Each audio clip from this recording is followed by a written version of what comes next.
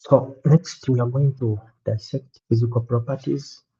We are going to dissect physical properties of the compounds. But let us first go back to see what was stressed in this item. So for physical properties, that's where we are currently.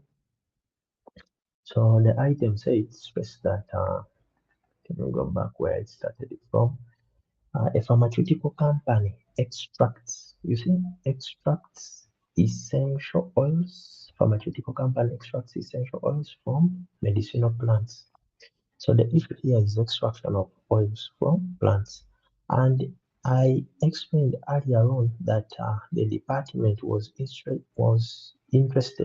department was interested in determining which of these three compounds hmm, was interested in determining which of these three compounds, A, B, and C, can work as a perfect solvent for extraction of oils.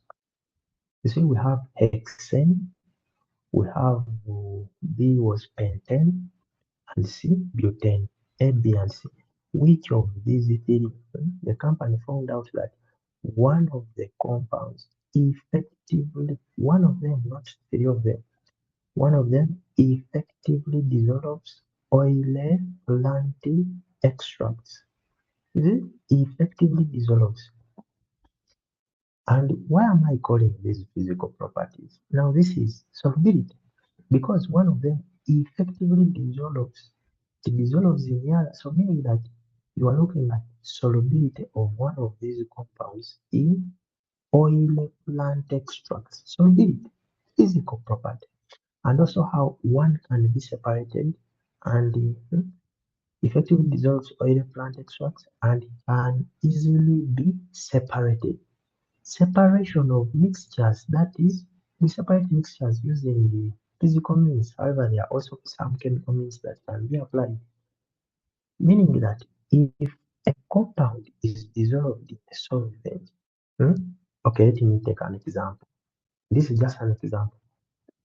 Maybe compound B dissolves in that solvent, meaning that that compound B is used to extract, and after it is used for extraction, it can also, it has to be, not, sorry, I think that is not correct. After compound B has been used to dissolve in oil plant extract or to extract what is required, B should also be separated from the extract so that the extract remains independently. Yeah. So separation physical means. So we must look at these three compounds and determine which one of them effectively dissolves. Remember, A is hexane, B is pentane, C is butane. Hexane, these are 6 carbon atoms, very long. B, 5 carbon atoms, there.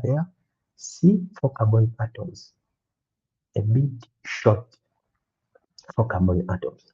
Now, we have looked at properties of alkanes, and you all agree that these alkanes. An alkane that effectively dissolves in oily plant extract must be long.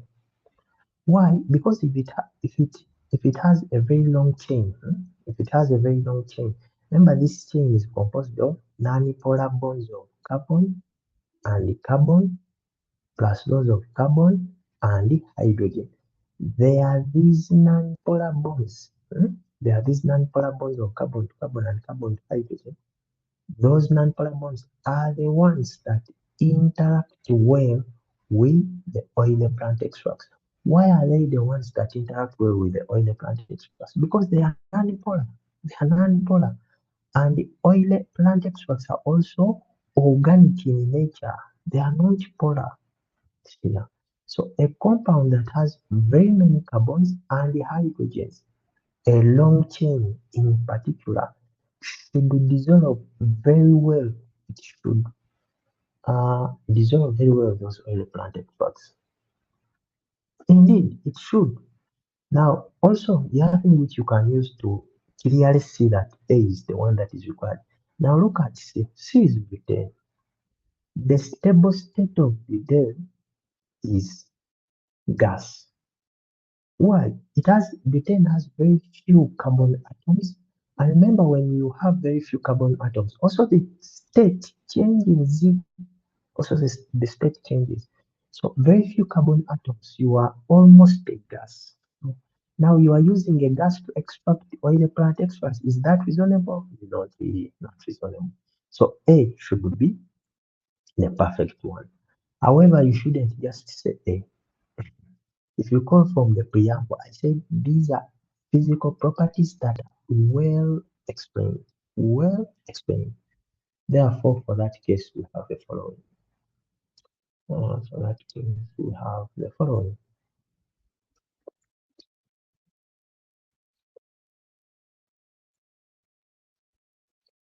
It is here. So these are my solutions.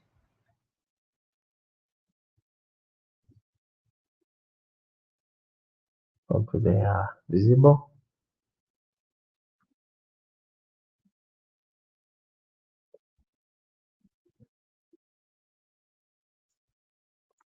So I was saying that Xn is the most suitable. Xn is the most suitable compound. Xn is the most suitable compound for extracting. Most suitable compound for extracting. I don't know. Maybe this view will be clear, so that we are on the same page. I think that view will be clear. Yeah. Let me go back up there. So Xn is the most suitable compound for extracting essential oils. And I've explained this. If a compound which is having very many nonpolar carbon to carbon and carbon to hydrogen bonds should be a perfect solvent for oil plant extracts.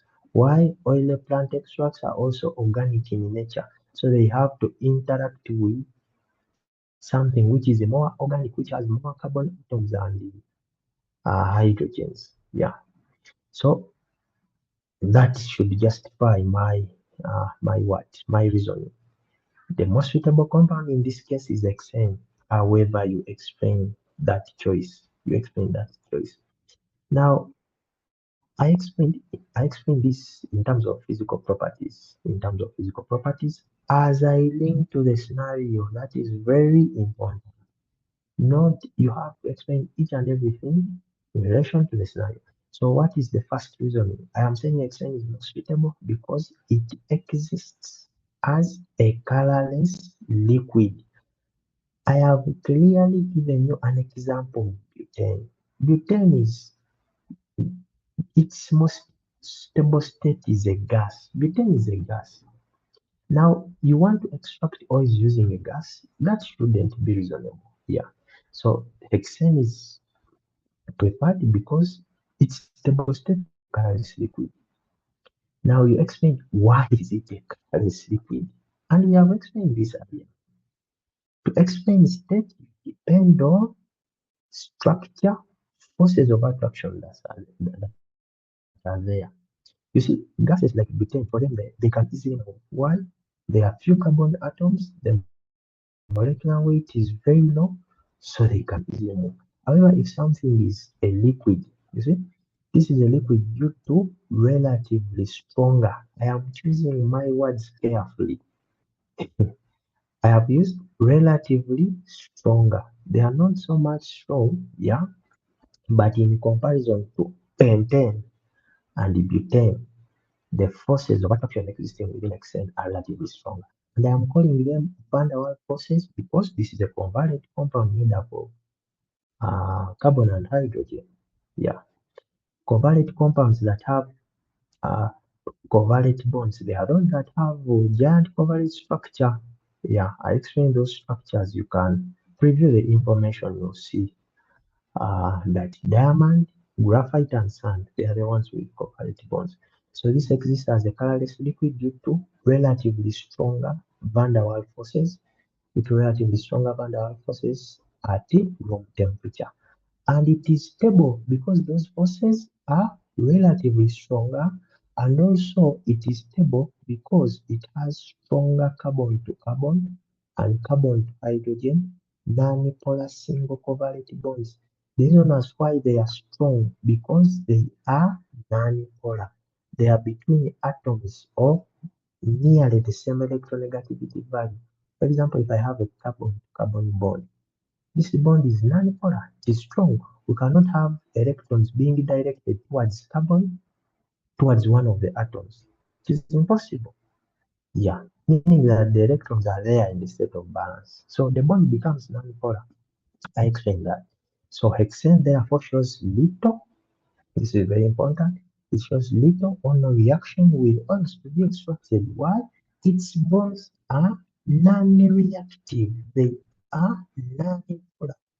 The compound is stable, meaning that if you use it to extract the oils, it will not react with the oil. It will allow you to obtain your oil smoothly.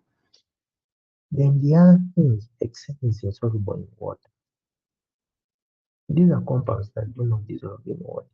So it is insoluble in water, meaning that it is hydrophobic in nature, so it can interact very well with the oils to be extracted.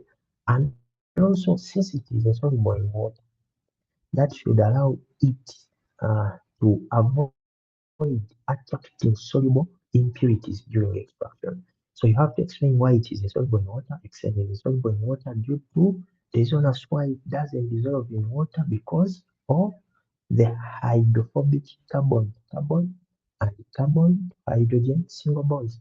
The bonds are hydrophobic. You remember how we explained the dissolution of sodium chloride in water. Sodium chloride is an ionic compound.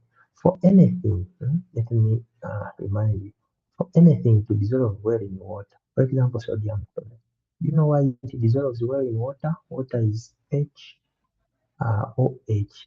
When you put it in water, when you put sodium chloride in water, this positive part of sodium chloride, which is sodium, that positive part is going to go with the negative part of water, hydroxide. Then this negative part of sodium chloride, it is going to go with the positive part of water, like that. So that will form sodium hydroxide and the hydrogen chloride. That's why it is dissolved. Now for this alkane hexane, you cannot split hexane in that form. You see, for sodium chloride, I can split it into sodium and chlorine so that I have a positive part of sodium chloride and negative part of sodium chloride. The positive part goes with the negative part of water.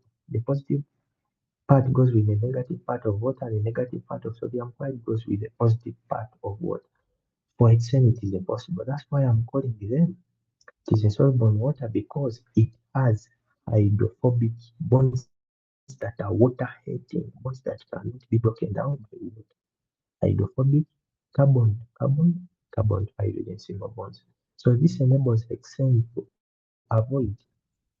So that enables hexane to avoid attracting water-soluble impurities during extraction of the oil. Yeah. Then the other one, by the way, here they want two physical properties. Yeah, standard two. However, if the item highlights more than that, don't say that they say two. No, you explain them. So the two are available. However, there are others which one can think about. It is a long chain alkane, you see. It is a long chain alkane with non-polar carbon to carbon and carbon to hydrogen single bonds that interact well or dissolve non-polar or weakly polar essential oils. That should be very clear as well. Then one can also say that it is generally unreactive. Why? You explain why it is unreactive. It does not react because it lacks well-defined functional group. If you remember very well in our discussions, we have said this severally. Alkanes, in fact, for them to react, we are forcing them under ultraviolet rays, under 300 degrees Celsius, general at room temperature. it is very difficult for them to react. Very difficult for them to react. So since hexane is reactive, so that enables it to it cannot be easily attacked by acids and bases in the environment. When you use it for extraction, yeah, it will not react with minor things because for it is stable. It is generally unreactive. Then the other thing, it has a lower boiling point. In fact, all alkanes generally, maybe if you are comparing them, but generally alkanes should have lower boiling points. So if it has a lower boiling point, there is somewhere I explained that, somewhere I think it was put in the scenario. Uh, the compound should easily be separated from the oil after extraction. So if hexane has a lower boiling point, that enables it to be separated from the oil after extraction. You know how we separate things by distillation? We depend on boiling point. So if we use your hexane, this is what I mean. Maybe after extraction, you have extracted your oil, but this inside here you have oil which you have extracted, but this oil is mixed up with a solvent which you have used to extract that oil. Now, after obtaining these two, this solvent must be removed so that you remain with the oil only. Now, if you use your hexane as the solvent extract, you can carry out this separation. Why? Hexane has a lower boiling point. So if it has a lower boiling point, you can separate this mixture of oil and solvent via distillation. However, you must explain why the boiling point is low. The boiling point is low due to possession of simple molecular structure in which molecules are held together by van der Waals forces. We have seen this. We have seen this. Yeah. So those are physical properties. You do not just explain physical properties anyhow. You explain them in relation to the scenario. In relation to the scenario, also showing the chemistry inside there, and I have been able to do that. So uh, applications. I think that's where I'm going. These are physical properties. These are not applications. Yeah, these are physical properties. Yeah, physical properties, but in relation to what was given in the scenario. In relation to what was given in the scenario.